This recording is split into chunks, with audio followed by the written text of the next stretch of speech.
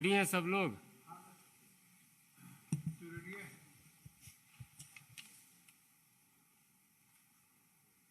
मित्रों, अपने बीच भारतीय जनता पार्टी के दिल्ली प्रदेश के माननीय अध्यक्ष श्री आदेश गुप्ता जी आपको संबोधित करने वाले हैं।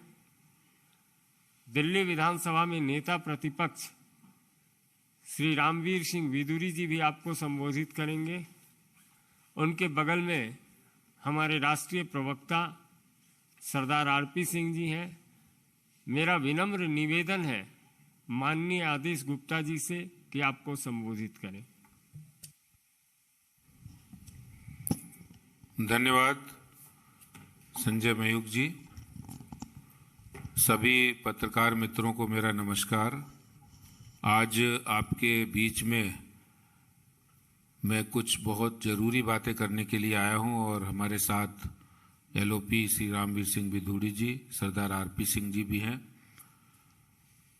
दिल्ली की नई एक्साइज पॉलिसी के वापस होने के बाद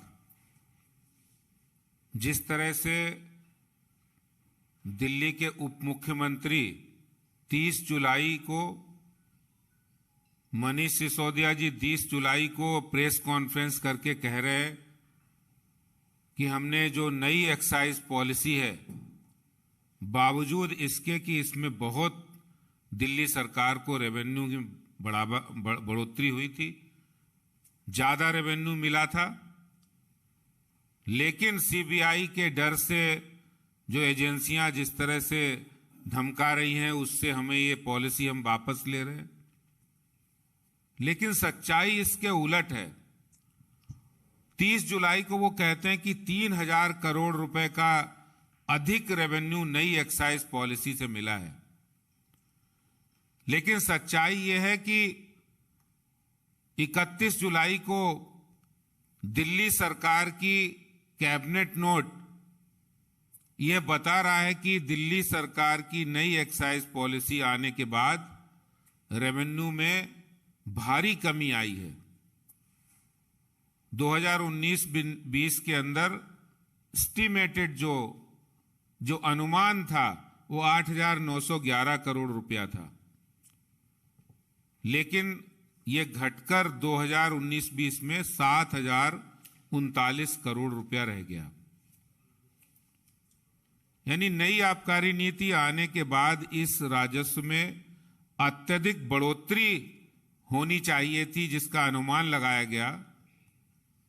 और 2021-22 की अगर हम बात करें तो लगभग 37.5%, 37.5% की राजस्व में भारी कमी आई है, जो कि अगर हम पैसों की बात करें तो लगभग ये 2,151 करोड़ रुपए का घाटा हुआ है इस नई एक्साइज पॉलिसी आने के बाद। और दिल्ली के उप मुख्यमंत्री बड़े जोर जोर से चिल्ला के कह रहे हैं कि हमें 3,000 करोड़ का फायदा हुआ है। दिल्ली में क्या ऐसी एक्साइज पॉलिसी नहीं लानी चाहिए जिससे दिल्ली की रेवेन्यू बढ़े, दिल्ली के लोगों का फायदा हो? लेकिन आज एक बड़ा सवाल है कि नई एक्साइज पॉलिसी में जहां एक और रेवेन्यू की तो कमी हुई है 2,191 करोड़ रुपया। मेरे पास ये कैबिनेट नोट के कुछ अंश हैं जिनको मैं पढ़ के भी बता सकता हूं आपको। इसमें लिखा है कि during the Q1 of the current physical ₹1,484 crore was realized, which is 37.51% below the budget estimates for current fiscal 2022 और 23 की भी बात करें तो उसमें भी 2,375 करोड़ रुपए का जो अनुमान इन्होंने लगाया उसमें कमी आई। तो कुल मिलाकर ये जो नई एक्साइज पॉलिसी है उसमें एक और रेवेन्यू बढ़ा है। दूसरी ओर एक चौंकाने वाला तथ्य यह है कि इस दौरान उसी कैबिनेट रिपोर्ट में यह भी कहा गया है कि नंबर ऑफ बोटल्स की जो सेल है वो ज्यादा हुई है। तो दोनों चीजें विरोधाभासी है। एक तरफ वो रेवेन्यू लॉस की बात कर रहे हैं, दूसरी तरफ जो सेल हुई है नंबर ऑफ बोतल्स की, नंबर ऑफ वॉल्यूम की, वो ज्यादा हुई है। इसका सीधा अर्थ है कि कहीं ना कहीं दिल्ली सरकार के खजाने को गलत तरीके से रेवेन्यू लॉस किया गया, लूटा गया, एक्साइज में चोरी की गई है और शराब माफिया को फायदा पहुंचाया गया है। और ये साफ है कि 2 महीने में एक्सटेंशन देके उनको अधिक फायदा पहुंचाया गया है। ये भी फायदा है। और ये पहला नहीं है, जब से शराब पॉलिसी ये नई लाए है तब से लगातार वो फायदा पहुंचा रहे हैं। मैंने पहले भी आपके साथ जो जानकारी शेयर की थी कि कैसे उन्होंने 144 करोड़ रुपए का फायदा पहुंचाया, कैसे उन्होंने अर्नेस्ट मनी फोरफिट होनी चाहिए उसको वापस किया, कैसे उन्होंने जो कमीशन है वो 2.5% से बढ़ा के 12% कर दिया, कैसे उन्होंने ड्राई डे की संख्या घटा दी, कैसे उन्होंने 249 दुकान की 1000 के आसपास 850 ठेके खोल दिए। तो ये सारे तथ्य बताते हैं कि दिल्ली सरकार का पूरा फोकस है कि शराब माफिया को कैसे अधिक से अधिक फायदा पहुंचाया जाए, चाहे खजाने पर डाका डाला जाए, चाहे इसके लिए खजाना लुट जाए, दिल्ली की जो जनता के पैसा था उसको लुटा दिया जाए, लेकिन शराब माफियाओं को हमें फायदा पहुंचाया जाए। ये मकसद दिल्ली सरकार का रहा है, अरविंद केजरीवाल सरकार का रहा है। और इसके कई उदाहरण आपने देखने को मिले हैं, पहले भी मिले हैं और आज भी दिल्ली सरकार जिस तरह से वो बातों में झूठ बोल रहे, एक तरफ उप मुख्यमंत्री कह रहे फायदा हुआ है, दूसरी तरफ उनका कैबिनेट नोट ये बता रहा है कि किस तरह से वो दिल्ली की शराब माफियाओं पर इतना मेहरबान थे कि वो उनको गलत तरीके से ठेके आवंटित करना, उनको नियमों की धज्जियां उड़ा के, कानून और संविधान की धज्जियां उड़ा के उनको ज्यादा से ज्यादा ठेके खुलवाना, ज्यादा रियायत देना, ये अपने आप में स्पष्टीकरण है कि दिल्ली सरकार शराब माफियाओं के दबाव में थी और दिल्ली की आम आदमी पार्टी सरकार ने इस पैसे का बेजा इस्तेमाल पंजाब के चुनाव में किया है। ये बिल्कुल तथ्य सामने आ गया है। यही बात मैं कहना चाहता हूं आपसे। बहुत बहुत धन्यवाद। मेरा आग्रह होगा माननीय रामवीर सिंह विदुरी जी से कि आपको संबोधित करें। दिल्ली प्रदेश भारतीय जनता पार्टी के अध्यक्ष श्री आदेश गुप्ता जी, श्री संजय जी, सरदार आरपी सिंह जी, मीडिया के सभी सम्मानित साथियों, जब नई एक्साइज पॉलिसी लाई गई तो विधानसभा के अंदर कुछ सवाल हमने खड़े किए थे और जो कुछ जानकारी आज मैं आपको देना चाहता हूं, अपनी तरफ से कुछ नहीं मैं कह रहा हूं, जो सरकारी रिकॉर्ड पर है। हमने कहा कि इस नई शराब नीति में हजारों करोड़ रुपए का घोटाला हुआ है। दिल्ली के deputy chief minister Manish Sisodia ने हाउस में कहा कि इस नई शराब नीति से हर साल दिल्ली सरकार को 10,000 करोड़ रुपए की आय होगी। यह मनीष सिसोदिया ने हाउस में कहा। दूसरी बात उन्होंने कही, क्वालिटी बहुत अच्छी होगी, महिलाओं को, युवाओं को आसानी से शराब सुलभ हो सकेगी। अब सरकारी रिकॉर्ड क्या कह रहा है? 2022-23 की जो पहली तिमाही है उसमें सरकार को 2375 करोड़ रुपए का रेवेन्यू आना था। और आपको यह जानकर हैरानी होगी कि कितना रेवेन्यू आया है। केवल 505 करोड़ रुपया, और 980 करोड़ रुपया जो है वह तो सिक्योरिटी है, रिफंडेबल है। पुरानी जो शराब नीति थी, यदि हम उससे तुलना करें 19 और 20 में, दिल्ली सरकार को 2019-2020 में सरकार को 6,000 करोड़ रुपए की आय हुई और यदि हम उसकी तुलना करें तो 1,500 करोड़ रुपए उनको 3 महीने में उनको आय हुई। अब वो घटकर कितनी हो गई है, तो वो सारी जानकारी मैंने आपको दी है। विस्की की जो सेल हुई है इन पिछले 3 महीनों में, वह बढ़कर 59% 46% हो गई है। और वाइन की सेल जो है वो 87% 25% उसमें बढ़ोतरी हो गई है। विस्की और वाइन की बिक्री में तो बढ़ोतरी हुई है, लेकिन रेवेन्यू कम आया है 2019-2020 के बनिस्बत, जब पुरानी शराब नीति दिल्ली में एग्जिस्ट कर रही थी। मैं आज पूछना चाहता हूं मनीष सिसोदिया को, उनको जवाब देना पड़ेगा। विस्की पर हम 300% से लेके 30% तक एक्साइज ड्यूटी वसूलते हैं, वाइन पर 65% और बियर पर 150%। ये जो शराब आपने एक बोतल के साथ एक बोतल फ्री दी है, अरविंद केजरीवाल और दिल्ली के डिप्टी चीफ मिनिस्टर ये बताएं कि ये एक्साइज ड्यूटी कहां गई? क्या आपने एक्साइज ड्यूटी वसूल की है? यदि की है तो उसकी जानकारी दें। यदि एक्साइज ड्यूटी की चोरी हुई है तो उसके लिए कौन जिम्मेवार है, यह भी हमारा सवाल है। दिल्ली विधानसभा के अंदर मैंने यह सवाल उठाया था जब डिप्टी चीफ मिनिस्टर ने यह कहा था कि हम दिल्ली में हर नगर निगम वार्ड में 3 शराब के ठेके खोलेंगे और दिल्ली के अंदर 272 नगर निगम वार्ड्स हैं। तो हमने कहा कि आप सभी वार्ड्स में शराब के ठेके नहीं खोल सकते हैं, क्योंकि हर वार्ड में कमर्शियल रोड्स नहीं है।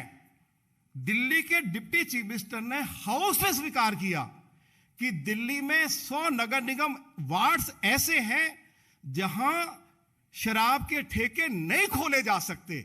जब नहीं खोले जा सकते हैं और डिप्टी चीफ मिनिस्टर ने हाउस में इस बात को स्वीकार किया है, तो फिर इन्होंने शराब के ठेकेदारों से मोटी मोटी रकमें लेकर, जहां शराब के ठेके नहीं खोले जा सकते थे, मास्टर प्लान का वोलेशन करके नॉन कंफर्मिंग एरिया में, रेजिडेंशियल एरिया में, या जो मिक्स लैंड यूज की सड़कें थी उन पर शराब के ठेके क्यों खोले गए, इसके लिए जिम्मेवारी तय होनी चाहिए। हम सीबीआई से भी मांग करना चाहते हैं कि इसकी जांच होनी चाहिए।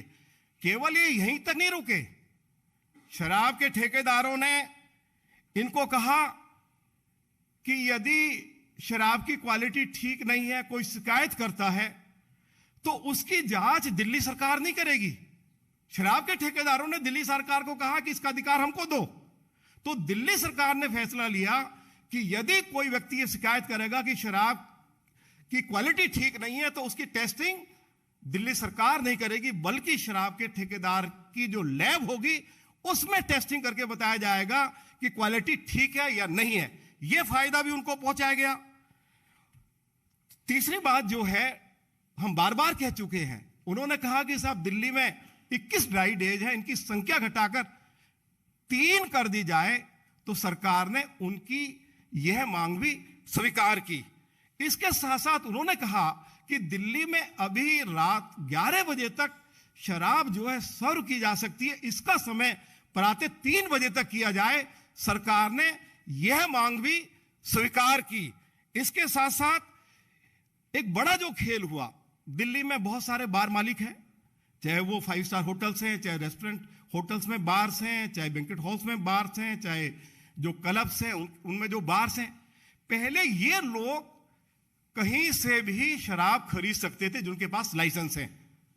जो लोग बाहर से इंपोर्ट करते हैं उनसे ये लोग खरीद सकते थे। तो शराब माफियाओं ने सरकार को कहा कि ये सभी बार मालिक अब किसी किसी के पास लाइसेंस है इंपोर्ट करने का, उनसे नहीं खरीदेंगे, हमारे ही शराब के ठेके से इनको शराब खरीदनी पड़ेगी। और उन लोगों को उनकी पसंद का ब्रांड भी नहीं मिलता था और मनमानी कीमत उनसे वसूली जाती थी। ये एक और पाप अरविंद केजरीवाल की सरकार ने किया कि दिल्ली में यदि बार मालिक चाहते हमें इस फला ब्रांड की शराब चाहिए और वो अगर उनके पास नहीं है तो वो सस्ती ब्रांड की शराब महंगे पैसे में उनको उपलब्ध करा रहे थे। उनकी पसंद की शराब नहीं उपलब्ध कराई जा रही थी। ये एक और उनको फेवर किया गया। और अंत में मैं ये कहना चाहता हूं, मैं पूछना चाहता हूं, मैंने हाउस के अंदर पूछा, ये रिकॉर्ड पे है, मेरा सप्लीमेंट्री था। मैंने पूछा, डिप्टी चीफ मिनिस्टर साहब ये बताइए कि नई शराब नीति से पहले जो दिल्ली में प्राइवेट शराब के ठेकेदार थे उनको कितना कमीशन दिया जाता था? तो उन्होंने जवाब नहीं दिया। उन्होंने कहा आप लीडर ऑफ अपोजिशन है, आपको सब मालूम है। तो मैंने कहा कि उनको पहले 2.5% दिया जाता था, अब जो नई शराब नीति लागू हुई है वह कमीशन बढ़ाकर 12% कर दिया है। और दिल्ली में 20,000 करोड़ रुपए की शराब हर साल बेची जाती है। तो आप अंदाजा लगा सकते हैं कि शराब के ठेकेदारों को कितना मोटा फायदा इन लोगों ने पहुंचाया। क्योंकि पंजाब, गोवा, उत्तराखंड, मणिपुर का चुनाव था, इनको पैसे की जरूरत थी और शराब के ठेकेदारों ने जो शर्तें इनके सामने रखी वो सभी शर्तें इन्होंने कानून, कायदे और नियम का उल्लंघन करके उनको स्वीकार किया। दिल्ली की सरकार को कोई अधिकार नहीं है कि मास्टर प्लान यदि कहीं शराब का ठेका खोलने की अनुमति नहीं देता है, जब तक मास्टर प्लान को अमेंड नहीं किया जाएगा तब तक आप वहां शराब का ठेका नहीं खोल सकते। तो शराब के ठेके तुमने खोले हैं, मास्टर प्लान का जो वायलेशन तुमने किया है, और तुम्हें मालूम था, तुमने हाउस में स्वीकार किया कि दिल्ली में 100 ऐसे वार्ड्स हैं। डिप्टी चीफ मिनिस्टर ने कहा जहां शराब के ठेके नहीं खोले जा सकते हैं और उसके बाद आपने खोले हैं। ये हजारों करोड़ रुपए का घोटाला हुआ है, सरकार का भी नुकसान हुआ है, लेकिन फायदा किसका हुआ है? अरविंद केजरीवाल को हुआ है या फायदा शराब के ठेकेदारों को हुआ है? अगर ये शराब नीति इतनी अच्छी थी तो अब उस शराब नीति को वापस क्यों लिया गया है? और हम ये भी मांग करते हैं कि इन शराब के ठेकेदारों की जो सिक्योरिटी है उसको जब्त किया जाए, उसको वापस ना किया जाए, क्योंकि एक्साइज ड्यूटी की चोरी हुई है। पहले इसमें क्लैरिटी आ जानी चाहिए। यह मांग भी हम दिल्ली के एलजी से करते हैं कि इनकी जो सिक्योरिटी है उसको लौटाया ना जाए। यही मैं कहना चाहता था। बहुत बहुत धन्यवाद। कोई प्रश्न हो तो आप कर सकते हैं।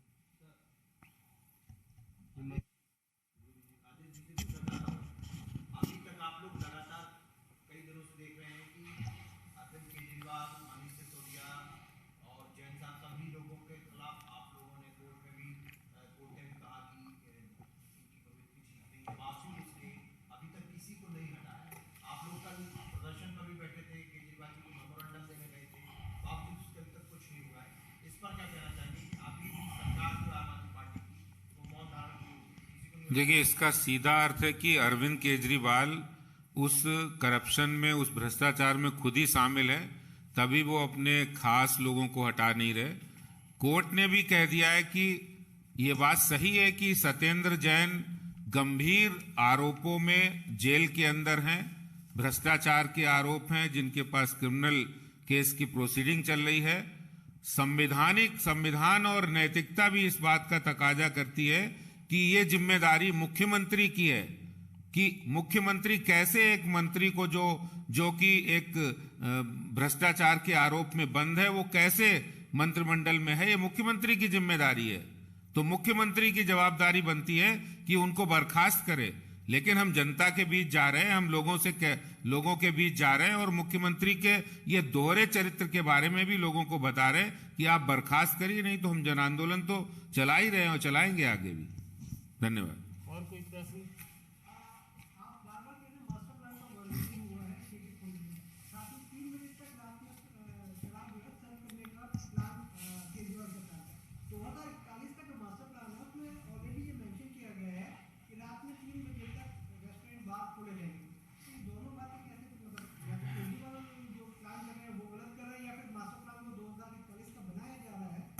देखिए, पहली बात तो यह है कि 2041 का मास्टर प्लान अभी बनकर तैयार नहीं हुआ है और ना ही उसकी घोषणा हुई है।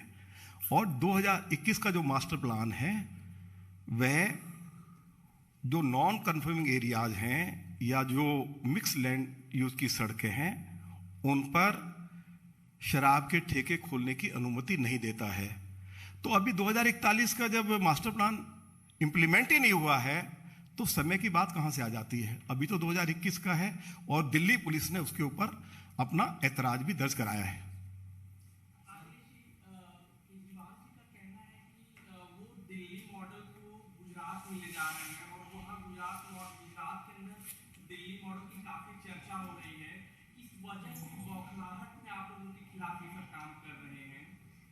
देखिए, दिल्ली का मॉडल यही है ना कि आप शराब माफिया को फायदा ज्यादा से ज्यादा पहुंचाए। यही दिल्ली मॉडल है क्या केजरीवाल का?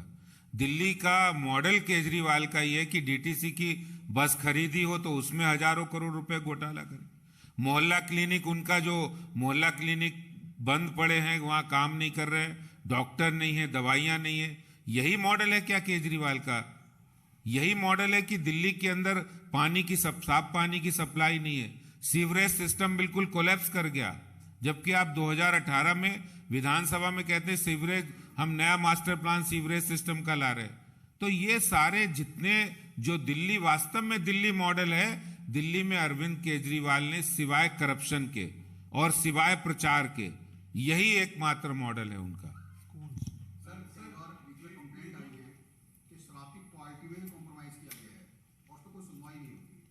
तो अभी विधुड़ी जी ने साफ कहा, जब उन्होंने नई शराब पॉलिसी में उनके शराब माफियाओं के सामने घुटने टेक दिए, बोले जैसा तुम कहोगे वैसा हम कर देंगे।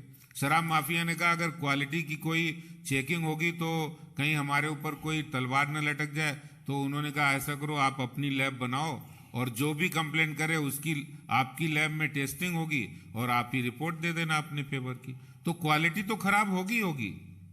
दिल्ली के अंदर जितने भी बार मालिक हैं, आप किसी के पास चले जाइए, वो क्वालिटी के बारे में आपको बता देंगे।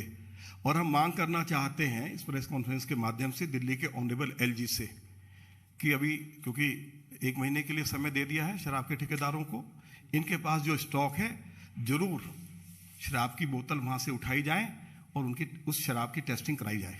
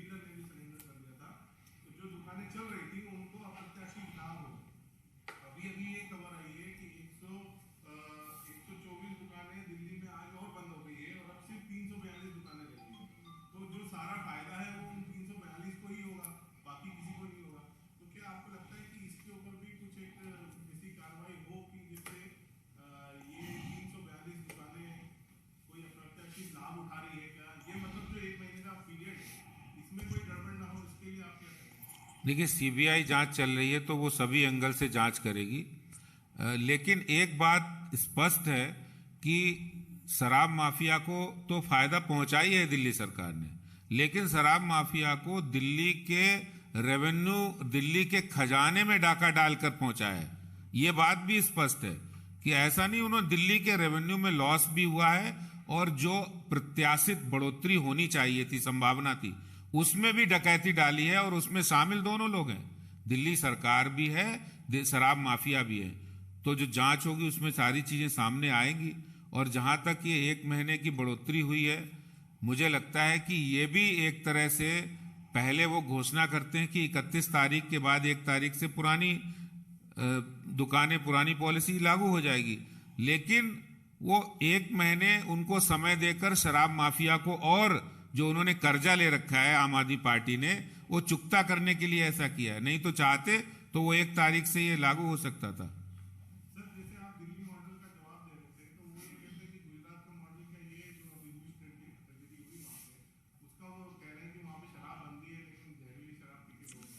देखिए, मैं कह रहा हूं दिल्ली में अगर कोई इस तरह की घटना होती है, दिल्ली में पुरानी शराब पॉलिसी थी और जो पुरानी शराब पॉलिसी के बारे में वो कहते हैं कि हम दिल्ली में ऐसा मॉडल ले आए, तो मैं ये कह रहा हूं कि इस तरह की कोई घटना उसके खिलाफ कार्रवाई होनी चाहिए और कार्रवाई की है गुजरात सरकार ने। धन्यवाद।